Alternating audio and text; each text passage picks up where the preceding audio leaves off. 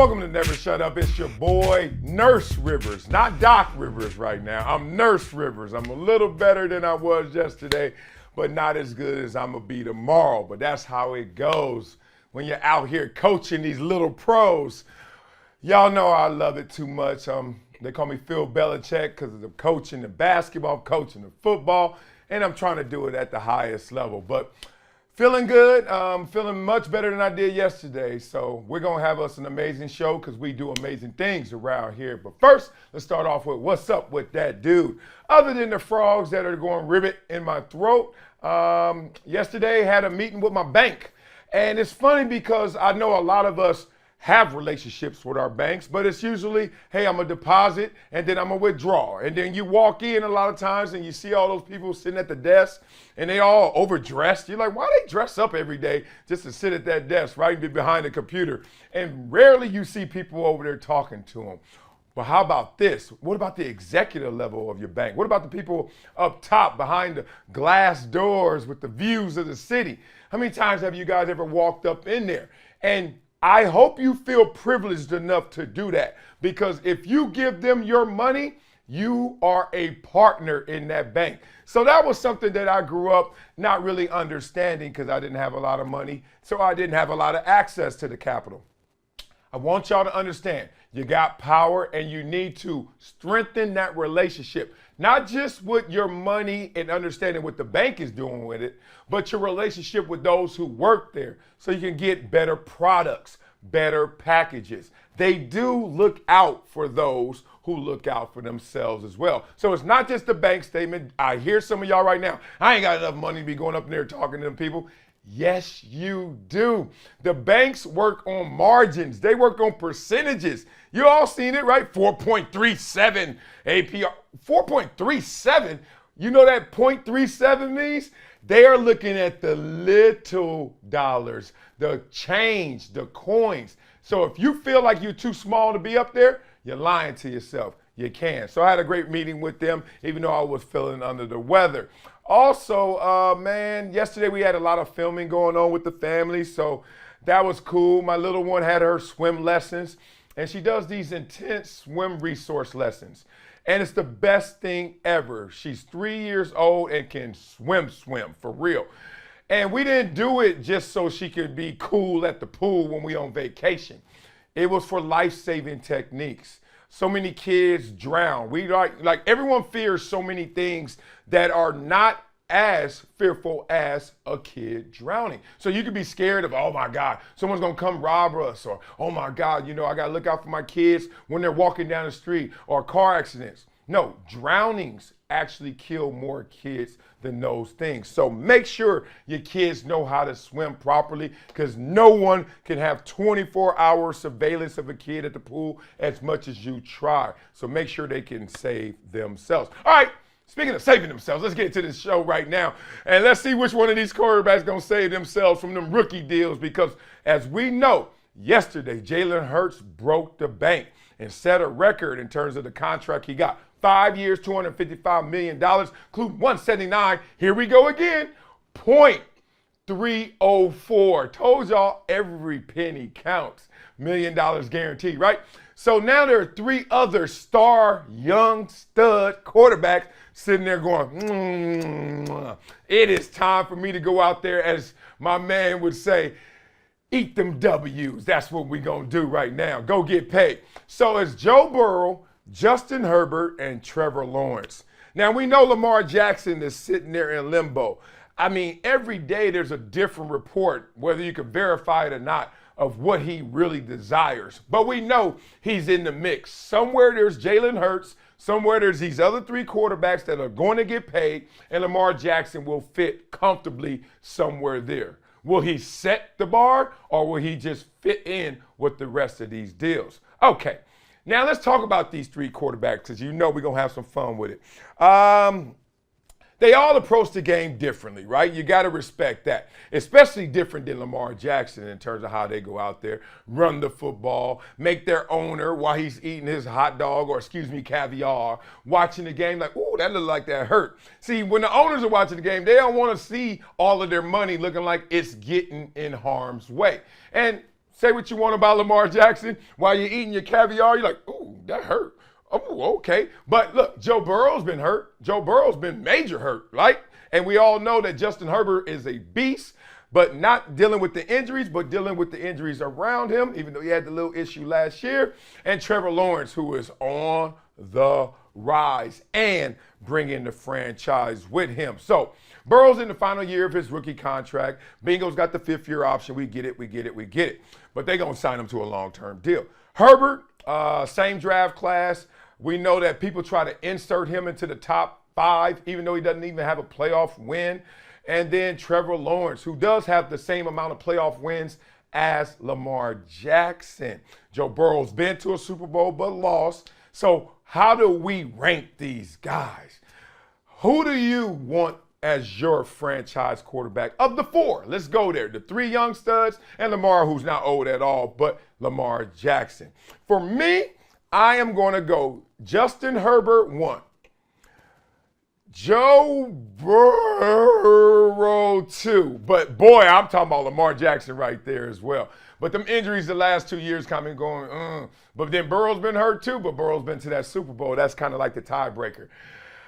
I got Trevor Lawrence, and this is wrong. It says last, but at the same time, it just means he's 4th. That's the only thing, because Trevor Lawrence is a major beast in this one. Who do you guys have in terms of your favorite franchise quarterback of that list? Let's check it out. Let's have some fun in these comments and see who's going to get paid. Because Jalen Hurts is sitting there like, oh, Mr. Hurts ain't hurting no more. Coming up next on Never Shut Up, Damar Hamlin has been cleared to play football again. I'm going to walk you through that process as much as I can. I know how it feels to come back from injury. I know how it feels to come back from something major, but not death, near death. Woo! Let's talk through that next on Never Shut Up. Brings TV, reads TV. That's gangster. That is gangster, dog.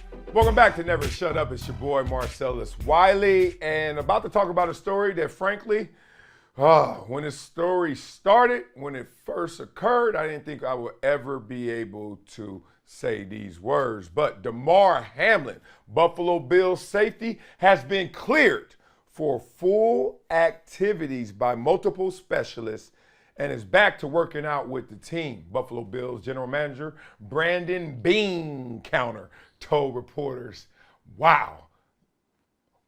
Okay, because everybody could go back and flash back to the moment where they saw Damar Hamlin go down, come back up, stand up, and then go back down to not get back up, right? We all remember that moment. I was with my son watching the game on the couch, and I remember my son getting me to tears because he kept asking real questions that a 7-year-old should ask. Like, is he okay? And I didn't have an answer for that because I knew how catastrophic this injury was. You could just tell by the faces of the players. You could tell by the emotional context of the moment. You could see everyone so distraught, right? And I'm just sitting there like, wow. And I've played a lot of football in my life. 25 years, if you count Pop Warner, of my life was dedicated to the sport of football. And when you're playing football, I will say never have it ever crossed your mind that you would die on the football field. Now, someone has died before playing the game of football, but it never crosses your mind that you would die playing football. Talk to anybody about football, everyone says the same damn thing. Oh, it hurts. But no one ever says it will kill you, correct? Well, Damar Hamlin got to a place where he actually died. They said he flatlined on the football field. Some reports said from his uncle that he did twice. But the point being, no heartbeat on a football field. Now, let's walk through the steps from that to where we are now today. He is not only a healthy individual just walking around in his life, but he is now committing to the same sport, the same game that nearly killed him. Woo! Lot of emotional stuff going on here. So let's get the quote out. Brandon Beane said he's, quote, in a great headspace to come back and make his return. And that's the appropriate statement to make, because it's really about your headspace. Physically, because of all the specialists and all the tests that he's run, there's no guarantees in life because we're all born to die. But at the same time, if you look at all his measurements, if you look at all the tests that they've run, it seems like he's just a normal functioning human being. Now, everybody's been to the doctor before, and your medical history is the first thing they want to talk about. You know, you're sitting there and you're on that piece of paper that they keep rolling out, and you're sitting on it, and you're hired in a doctor, and he's just with a pen and a chart, and he's just writing down stuff because your medical history is telling him who he's dealing with. Well, in this moment, the medical history says the guy died playing football, but you're right now looking at a box next to him that says, check, I'm going to clear him once again to play football. Kaboom, right? So now you get to the place where you do the examinations. He's fine physically. But what are the tests for him mentally? Let's talk about this.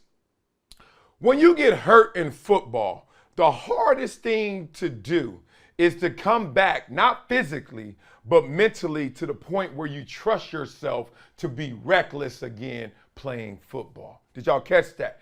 When you get hurt, all right, you tore your ACL. Damn it. Oh, man. I'm going to be laid up for 6 months, right? Rehab. You get all that going. Finally, the doctor's over there playing around with the knee. You look fine to me. You're going to practice. You're doing light conditioning. Next thing you know, you're in some drills, one-on-ones. Next thing you know, you're out there full tilt. Up here, where are you mentally? Up here, are you ready to commit fully to trust yourself, not only to be on the field, but to take the seatbelt off and to be reckless once again, like you have to be in the game of football. That controlled chaos. And that's the scariest part from coming from an ACL, not from a near-death experience. So, wow, Damar Hamlin's in a place where he's like, I can't ever concede to that moment again. Like, I can't be affected by that. But when you have the injury, the physical injury, the ACL, every time you take a step, you're like, oh, it's good, it held up. You know, you go into the sidelines and you sit down, you get back up. Oh, that felt normal. You run into the sidelines to make a play, you land awkwardly. Oh, I'm okay. Like, you're always checking in on your body post-injury. What if the injury was you nearly died on the field? Do you go back and check in on that? All right, let's take it to another level, because I've been in situations where I've gotten devastated, depleted. I don't think I ever got pancaked in the NFL. You kind of learn the techniques. Like, ain't nobody gonna pancake me. But just say pancake for all those out there.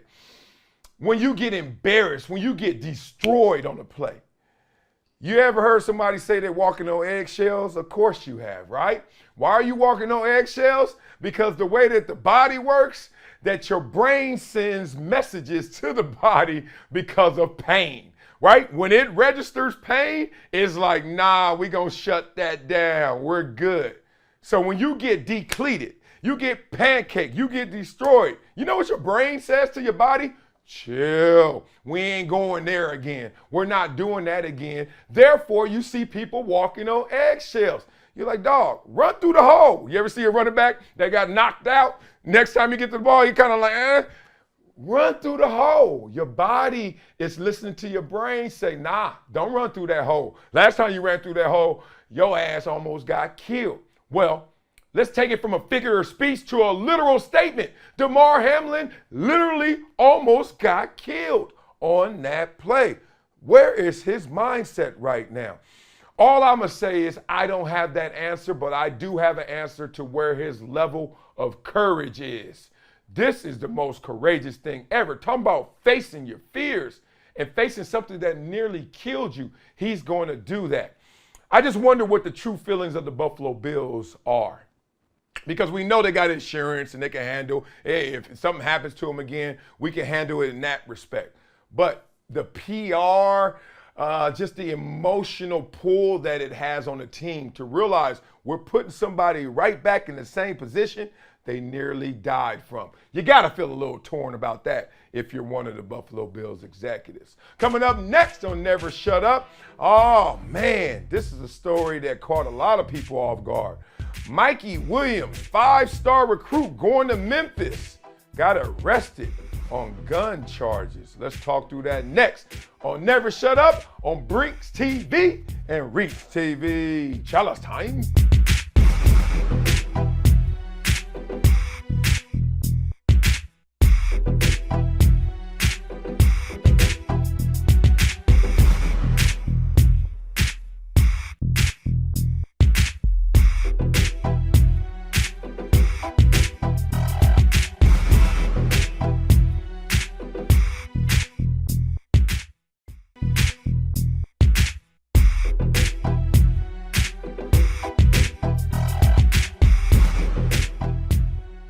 Welcome back to Never Shut Up. It's your boy Marcellus Wiley. About to talk a little hoop here. Even though y'all know me, I can't hoop one bit, but I got that bomb-ass three-point set shot. That means if you leave me alone way away from the basket, don't worry. I am not going to dribble past you. But every now and then, I can hit that tray. Well, I remember getting hip to this guy, Mikey Williams, years ago on Instagram.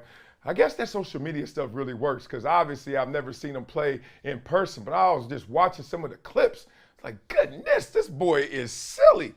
Got game out of this world. Well, right now, he's got an issue that may make his world look different. Let's talk about Mikey Williams. We know who he is, 5-star recruit. Everyone, it seems like, has heard of him. And he was going to go to the University of Memphis, Penny Hardaway, obviously, but he got arrested for a shooting that occurred outside of a home last week. Let's talk about it. He faces up to 2.5 years. Y'all hear me? 2.5 years in prison for firing a gun at a San Diego County house party. All right, he's denied any wrongdoing after being charged with assault.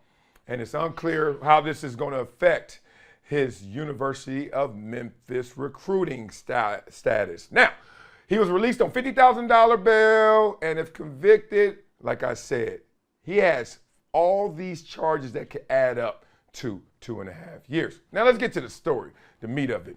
San Diego County Sheriff's Department claims that the shooting occurred outside a house party after several uninvited guests were asked to leave. Who hasn't been there before, right? Having a house party. Funny thing about a house party, security's already compromised because it's at your house, right? That's a tough one right there. Especially the house parties that I'm used to and I'm certain that a high schooler would go to or have. He ain't sitting there hiring the black suit guys that got the little earpieces, etc. He just sitting there like, yo, invite your homies and make sure they don't invite none of their homies. That's kind of like the security of a high school house party. Now, no one was injured in the shooting. Good.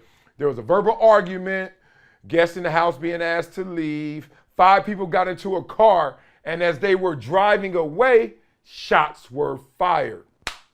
The car was hit, but no one was hurt. So when I first heard it, I was like, okay, they got out, and then just to send a message, back, which is bad enough. But the car was hit. That means we weren't aiming up here. Heyman right there. Okay, so now Mikey acknowledges that a disturbance occurred at the house, and he said the uninvited guests were the problem. Okay, let's get to it. We know Mikey, 18 years old, who also signed a Puma deal, making him the first college recruit, high schooler, to have a sneaker partnership, right? That's next level. Bronny James doesn't even have that yet, but we know he's probably going to get that. Point being, what is going on here? A lot of things. I remember when Ja Morant was in the news, it seemed like every day for older reports of him having issues with people, right? The mall situation, him playing at his house with some young kid and threatening him allegedly. All those things that were adding up. We all saw what happened in the Denver nightclub. The reason why sometimes I get on my high horse And I hate to be that guy because I am no better than any of y'all. But sometimes I got to get on that horse because I know where we've been. I know what this looks like, and I know what the end game of this is. I don't take it lightly where I grew up, and I don't take it lightly that I had to navigate around all the BS to get up out of that. And I'm knowing that I'm not alone in that situation. And when you do escape those type of violent circumstances and environments, you have a duty to go back to help those who still have to navigate around all the BS. But what I see a lot of times is people move out. That's one thing. Okay, of course, you want to be safer. You want your family to be safer because nowhere is utopia, trust me. All these school shootings and all these kids getting killed everywhere, suburbs, inner city, wherever, there's violence everywhere. But safer is the conversation. I get it. But you know what you also need to do is you need to help the environments you are from be safer. And that starts with the mindsets of those who are there. And if we lose a Mikey Williams who has dedicated himself to the sport of basketball to the tune of being a 5-star recruit, if you lose those on the high positive extremes, oh, it's going to be hell to pay for everybody else who's walking around trying to find their higher esteem, correct? So we got to use people as examples. We got to use the examples for leadership. And Mikey Williams needs to be someone inspiring others as he has done on the basketball court, but also not being someone who's contributing to the issues of where he's from. And that's the problem. Because that's the whole thing about being down that I used to hate. And we literally said it by saying being down. Because when one of us tries to get out, you know, the whole crabs in the bucket theory. When one of us, no matter who you are, no matter what you look like, no matter what you're doing, tries to get out, there's this whole dynamic of staying down that leads to stories like this. What does staying down mean, and what does it mean in this situation? Oh, Mikey Williams, you 5-star. You about to go to Memphis. You at a house party. Something goes on. Allegedly. Now, you're someone who's going to respond in a way that you don't have high value. When everybody there should be thinking the same damn way. You don't need to be a 5-star recruit to think that your life is precious and so is his. Right? You don't need to be anybody of that esteem and notoriety to know this matters. But at the same time, it does. So we know how it goes. It happened to me. I got friends who they're not looking forward in life. They're not looking forward to anything in life. And I feel bad for them. But I felt bad for them. I didn't do bad with them. And the problem is, so many times the peer pressure becomes stay down with me instead of me getting up with you, Mikey Williams. And that's a whole different animal. Just wanted to touch on this story. Obviously, I hope things work out for the best for Mikey Williams. Frankly, I hope that he didn't do this. Frankly, because I want him to have a future in front of him that involves him going to college for one and done and then going to the NBA, not spending 2.5 years in prison just to be down. Coming up next on Never Shut Up, Draymond Green. He got caught up and then he got kicked out. Let's talk about Draymond Green's ejection from Game 2 of the series against the Sacramento Kings and what really happened. Let's talk through that next on Never Shut Up, Brinks TV, Reach TV. Thanks.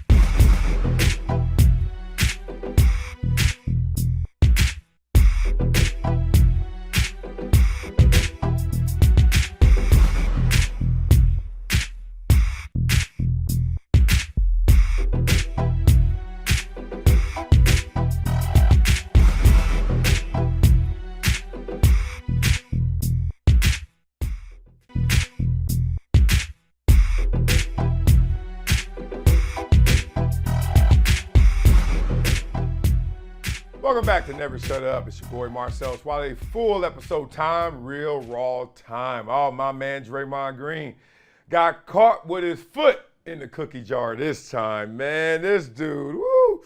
I saw it coming, but let's talk through it beat by beat. Draymond Green got ejected after a flagrant 2 on Sabonis. Sabonis received a flagrant 1 because Draymond Green stepped on Sabonis' chest as he was trying to escape the arm lock of Sabonis on his foot. As you guys see the video, you understand what I'm talking about right here.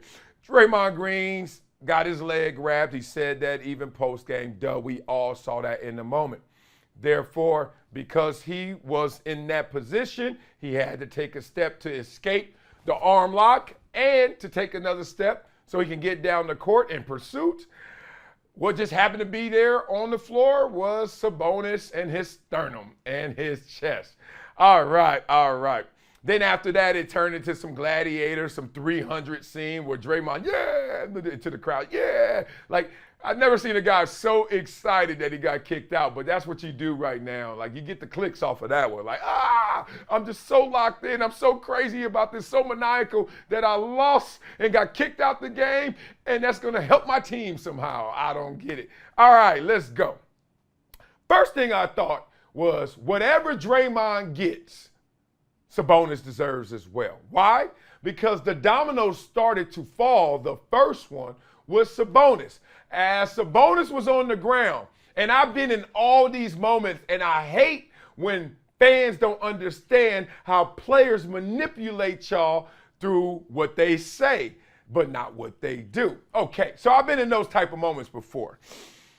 Sabonis is on the ground, and on the ground, it moves in slow motion. Why? He's a highly skilled professional athlete. The world doesn't come to him in the same speed of frame as it does for you and I. He is on another level. Me on the football field, on another level, right? He sees things in these micro frames to the point where when he's on the ground, he's composed enough and he's skilled enough to just wrap his arms around Draymond Green's ankle and gently just hold on. Now, he didn't squeeze him to death because that's too obvious. Referees see that, you're really in trouble by yourself. What he does is just make sure he impedes Draymond's next move, whatever that may be. I've been there before. Trust me, this is how you do it. And you just hold on.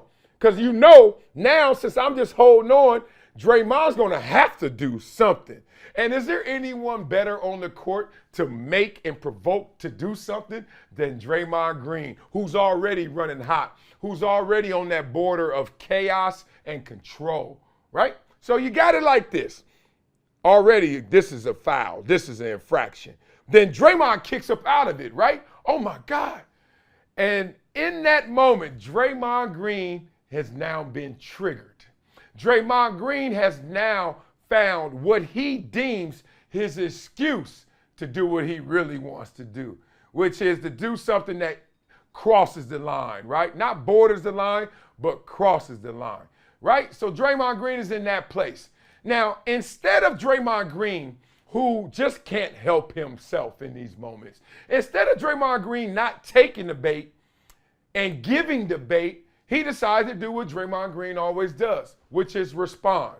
Draymond lets everyone else have his remote control, basically. Oh, Draymond, I want you mad. What you want? You want me mad? And he responds just like that. If Draymond was smart in this moment, you know what he should have did? He should have failed. He should have flopped. As soon as he saw Sabonis had his hands around his ankle, he should have fell in the most awkward way, protecting himself, but acting like he hurt. You know what they would have done to Sabonis? Oh, they would have got him. Because they were like, wait a minute, let's look at the replay. Wait a minute, you were holding this dude's leg and now he got hurt? Oh, man, Sabonis, flagrant 2, you got to go. But instead, he took the bait and it didn't give it back. So now, Draymond, that step is not natural. That is the step of someone who's kicking out and now thinks that the whole world will perceive his next step as just something awkward because he was holding my ankle. So you aim it and you put it right there where you want to. And I know this for a fact. Draymond Green aimed that foot on his chest. And then when he did it, you can tell why he did it. And you can tell how he did it. He did it and he started to bend down. He bent down because he didn't want to kill the dude.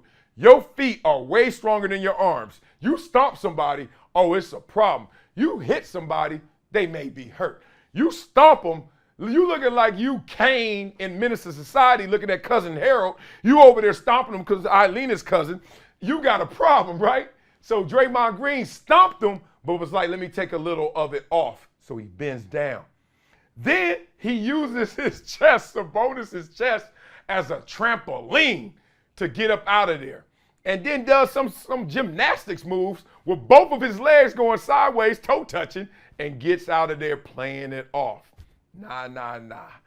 Referees are highly skilled as well to catch those micro movements. And replay just tells us it all. So in that situation now, Draymond Green thinking he got away with something, you ain't got away with jack, no matter what your post-game words say. First thing Draymond Green said about the incident was, my leg got grabbed. That should let you know, even though it's factual, that he thought that was a reason. That was going to give him an excuse to do everything else. And that's how Draymond plays, like his emotional state, which I love.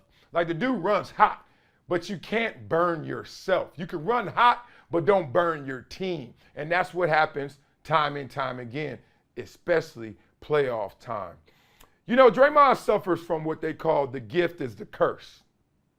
And what that is whatever you are amazing at, if you can't navigate that, if you can't make that maneuver towards your liking, it will be your curse. So his gift is, no matter what his size is, he's going to play bigger than himself because he's so full of all that emotional state and content that is going to just run wild, right? Draymond's just going to be more passionate than you. He's going to work harder than you. He's just going to do more things than you.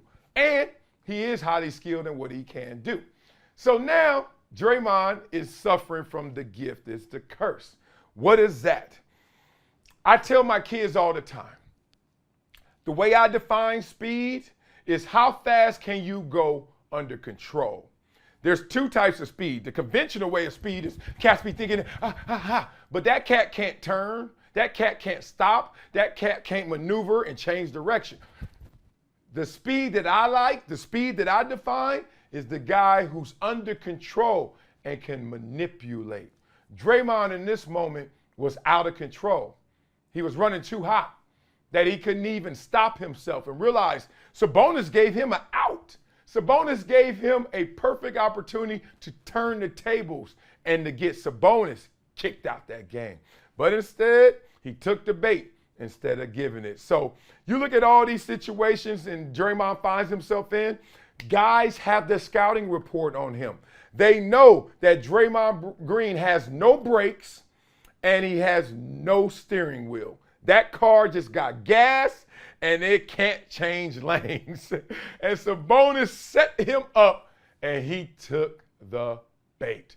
Crazy to see it right there with his foot getting caught in the cookie jar. Because I would think an 11-year veteran like Draymond, it's time to flip the script. It's time to change it up or at least give them something they're not expecting.